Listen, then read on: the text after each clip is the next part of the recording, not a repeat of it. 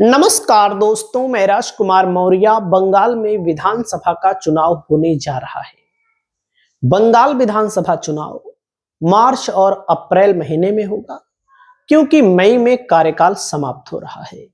इस वीडियो में आप सभी साथियों को बताने जा रहे हैं बंगाल विधानसभा चुनाव का सर्वे। बंगाल विधानसभा के चुनाव में दोस्तों बीजेपी ने अपनी पूरी ताकत झोंकी हुई है।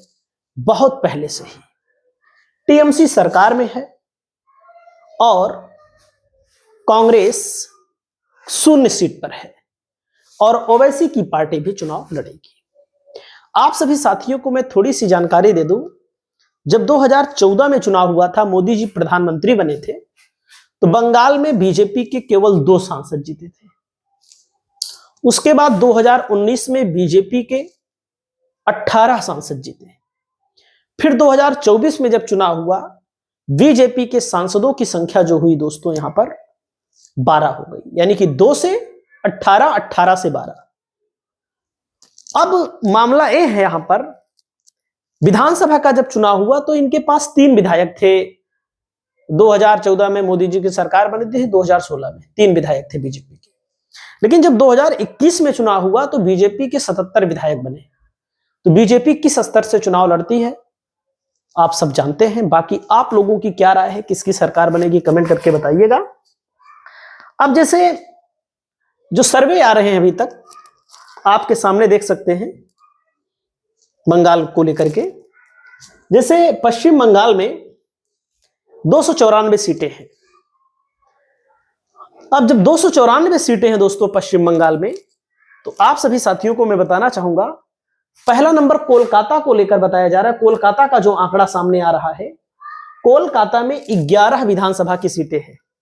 कितनी? 11 विधानसभा की सीटें कोलकाता में हैं, जिसमें बीजेपी को 5 सीट मिलने की संभावना है, टीएमसी को 6 सीट और कांग्रेस को 0 सीट। पूरी वीडियो को देखिएगा, तब समझ में आएगा असली हकीकत क्या होने वाली है। पश्चिम बंगाल में अगला आप आइए। अगले में अगर आप आएंगे तो अगला जिला है उत्तर 24 परगना। इस जिले में 31 विधानसभा की सीटें हैं। आप सोचिएगा, 31 विधानसभा की सीटें हैं जिले में। 11 सीटें यहां पर 11 सीटें बीजेपी को, 19 सीटें टीएमसी को, कांग्रेस को 1 सीट मिलने की संभावना है। अगले जिले में आ जाइए दोस्तों। अगला जिला है पश्चिम बंगाल का उत्तरी दिनाजपुर। यहां पर 9 विधानसभा की सीटें हैं। बीजेपी को 5, टीएमसी को 4 सीट मिलने की संभावना है, कांग्रेस को यहां पर 0 सीट मिलने की संभावना है। वहीं पर दोस्तों अगले जिले की ओर अगर आप बढ़ेंगे, उत्तरी दिनाजपुर के बाद अगला जिला जो आता है कूच बिहार। कूच बिहार में दोस्तों 9 सीटें हैं। बीजेपी को 2, टीएमसी को 7, कांग्रेस का खाता नहीं खुल रहा है।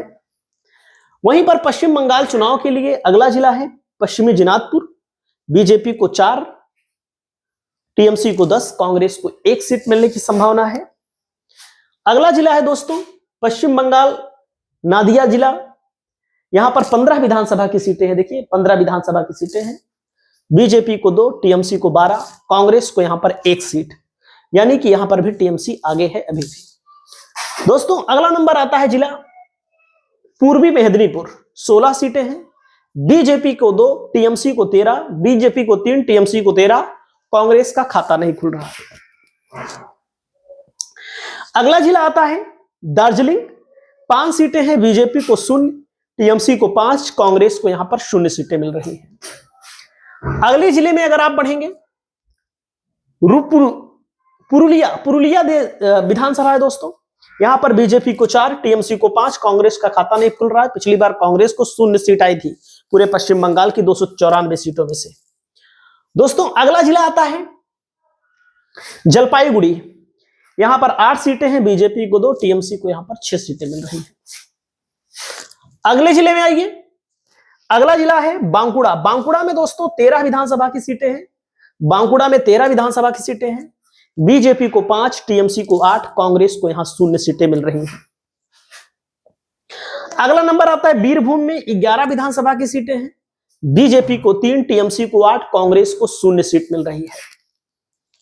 अगले जिले में आएंगे दोस्तों, अगला जिला है मालदा। मालदा में 12 विधानसभा की सीटें हैं, बीजेपी को 5 और टीएमसी को 7, कांग्रेस को यहां पर 0 सीटें मिल रही हैं।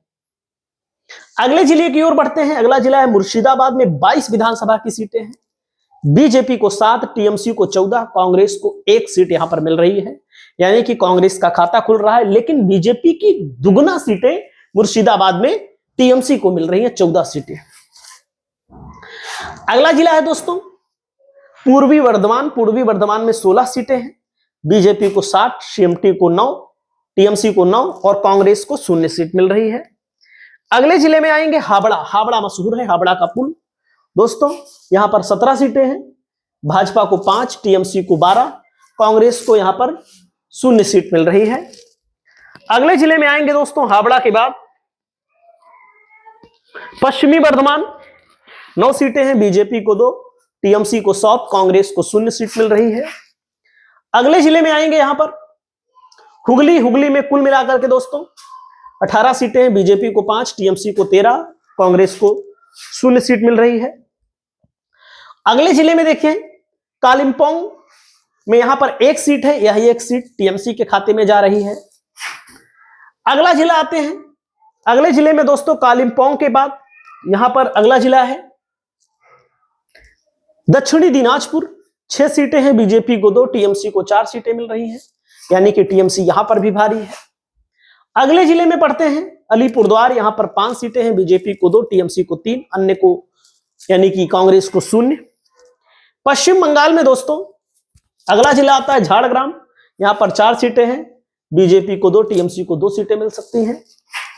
अगला जिला आता है दोस्तों, यहां पर देख सकते हैं टोटल, यहां पर अगर आप देखेंगे टोटल में तो 294 में बीजेपी अगर अधिकतम जाएगी तो 91 जाएगी, बहुत अच्छा प्रदर्शन करेगी तो टीएमसी कम से कम आएगी 197 आएगी, इससे कम नहीं होने वाला है। बढ़ जाएगी, जब बढ़ेगी तो बीजेपी की ऑटोमेटिक कम हो जाएगी। कांग्रेस को यहां पर 6 सीटें बताई जा रही हैं, यानी कि कांग्रेस यहां पर वीकनेस पर है, कांग्रेस यहां पर डाउन हो चुकी है, क्योंकि कांग्रेस का जो वोटर है वो या तो बीजेपी की तरफ जा चुका है ज्यादातर, और मुस्लिम जो वोटर है वो टीएमसी की तरफ जा चुका है। तो क्या टीएमसी को बीजेपी हरा पाएगी? बीजेपी के लोगों का मानना है कि बीजेपी अब की बार टीएमसी को बुरी तरह हराएगी, क्योंकि एसआईआर हो गया है। लेकिन एसआईआर को लेकर मैं बता दूं, टीएमसी ने बहुत काम किया है एसआईआर पर, पूरी ताकत टीएमसी ने झोंकी है एसआईआर पर। इस मुद्दे को लेकर आप सभी दोस्तों का क्या कहना है? आप लोग अपनी राय को कमेंट करके बताइएगा। नमस्कार।